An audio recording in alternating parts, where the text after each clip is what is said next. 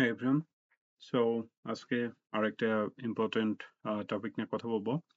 সেটা হচ্ছে যে ফিনল্যান্ডে যে ভিএফএস আছে, মানে আপনারা এই যে আর কিছুদিন পরে বা অলরেডি ভিএফএস ফেস করতেছেন, এখানে গেলে আসলে কি কি টাইপের কোশ্চেন ফেস করতে পারেন এবং সেগুলার আনসার কিভাবে আপনাদের রেডি করলে ভালো হবে সেই বিষয়ে কথা বলবো। সো এখানে আমি আসলে যে জিনিসগুলো নিয়ে কথা বলবো, আপনারা যদি এই কোশ্চেন গুলো ভালো করে একটু প্র্যাকটিস করে যান, তখন দেখবেন যে খুব ইজিলি আম আপনারা এমবাসি বা ভিএফএস টা ফেস করতে পারতেছেন। অ্যান্ড এখানে হচ্ছে বোথ আমি মেইন অ্যাপ্লিক্যান্ট এবং স্পাউস দুইজনের ক্ষেত্রে আসলে কি ধরনের কোশ্চেন জিজ্ঞেস করে সেই জিনিসগুলা নিয়ে কথা বলবো। সো প্রথমে আসি যে applicant, I mean main applicant যিনি স্টাডি পারমিটের জন্য যাচ্ছেন, তাকে আসলে কি কি কোশ্চেন করে। তো দেখা যায় যে তাকে আসলে সবচেয়ে বেশি কোশ্চেন করা হয়।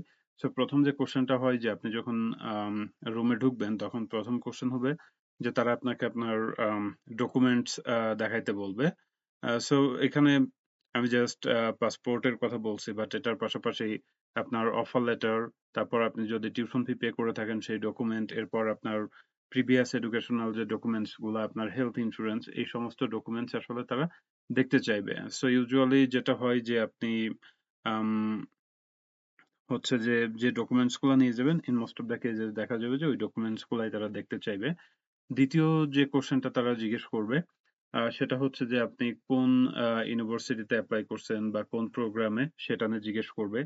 এরপরে হচ্ছে কেন এই ইউনিভার্সিটি, কেন এই প্রোগ্রামে এপ্লাই করছেন, এটা নিয়ে কথা বলবে। সো এগুলার আনসার দেওয়ার জন্য অবশ্যই আপনাকে সুন্দরভাবে প্রিপেয়ার হইতে হবে।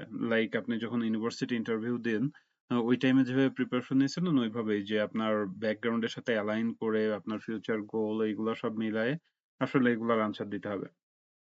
এরপরে হচ্ছে আপনার স্পন্সর নিয়ে, এবং এটা খুবই ইম্পর্টেন্ট, পার্টিকুলারলি যদি আপনার স্পন্সর হচ্ছে যে ব্লাড রিলেটেড কেউ না হন। আই মিন ফ্যামিলি মেম্বার্স কেউ যদি না হয়, লেটস আপনার কোনো ফ্রেন্ড, আপনার চাচা অর সামওয়ান এলস আপনাকে স্পন্সর করতেছে। ইন দ্যাট কেস হচ্ছে যে এই ক্ষেত্রে তারা স্পন্সর নিয়ে অনেক ঘাটাঘাটি করবে যে কেন উনি স্পন্সর করতেছে, কেন আপনার প্যারেন্টস স্পন্সর করতেছে না, উনি যে টাকা দিচ্ছে টাকাটা ফেরত নেবে কিনা, বা উনি উনি যে আপনাকে স্পন্সর করতেছে সে কি করে, আপনাকে স্পন্সর করার পরে হচ্ছে যে তার ফ্যামিলিতে কোনো প্রবলেম হবে কিনা, এই জিনিসগুলা নিয়ে দেখা যাবে যে স্পন্সরের ক্ষেত্রে তারা জিজ্ঞেস করবে, যদি আপনার স্পন্সর হচ্ছে যে আপনার ফ্যামিলি মেম্বার্স এর বাইরে কেউ হন। সো এটা নিয়েও আপনাকে ভালো করে প্রিপারেশন নিতে হবে।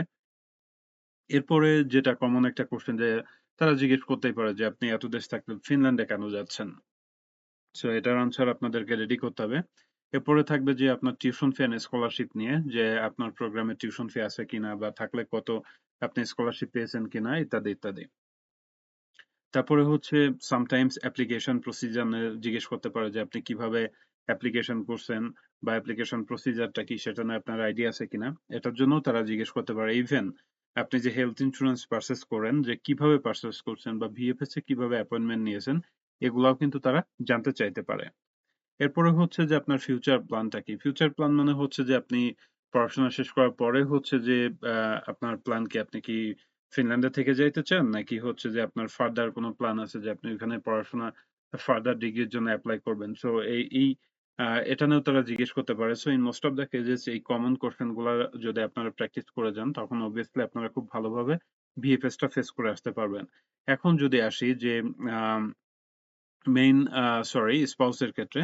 সো স্পাউস এর ক্ষেত্রে প্রথম সেম যে ডকুমেন্টস দেখানোর কথা বলবে, সেক্ষেত্রে যেটা হয় যে আপনার ভিএফএস অ্যাপয়েন্টমেন্ট লেটার, পাসপোর্ট, এই ২ টা আসলে মোস্ট কমন।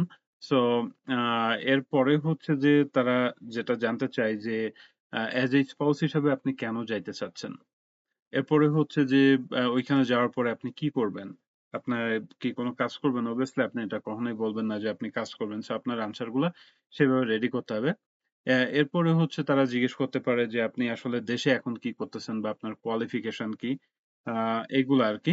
সো নরমালি দেখা যায় যে মেইন অ্যাপ্লিক্যান্ট এবং স্পাউস এই ২ জনের জন্য এই কমন কোয়েশ্চেন গুলো আসে। সো অবশ্যই আপনাদের এগুলা প্র্যাকটিস করতে হবে যদি আপনারা ভিএফএস এ একটা ভালো ইমপ্যাক্ট ক্রিয়েট করতে চান। আবার এরকমও হয় যে অনেক সময় ওই ইন্টারভিউ রুমে যারা থাকেন, উনারা দেখা যায় যে আপনাদেরকে কিছু কোয়েশ্চেন দিয়ে সার্টেন টাইম এর মধ্যে এগুলা কিন্তু লিখতেও বলতে পারে। বাট এটা খুবই রেয়ার ঘটনা। এজন্য আপনাদেরকে সেটার জন্য প্রিপেয়ার থাকতে হবে। বাট আমি খুব কনফিডেন্টলি বলতে পারি যে এখানে এই যে আ স্পাউস এবং মেইন অ্যাপ্লিক্যান্ট এর জন্য যে কোয়েশ্চেন গুলা আমি বললাম, এগুলা যদি আপনারা প্র্যাকটিস করে যান তখন হচ্ছে যে অবশ্যই আপনারা এর ভেতর থেকেই আসলে ভিএফএস এর যে ইন্টারভিউ হবে সেগুলাই হচ্ছে বা ওই ইন্টারভিউ এর টাইমে তারা যে কোয়েশ্চেন গুলা আপনাদেরকে জিজ্ঞেস করবে অবশ্যই সেগুলা এর মধ্যে থেকেই থাকবে আরকি।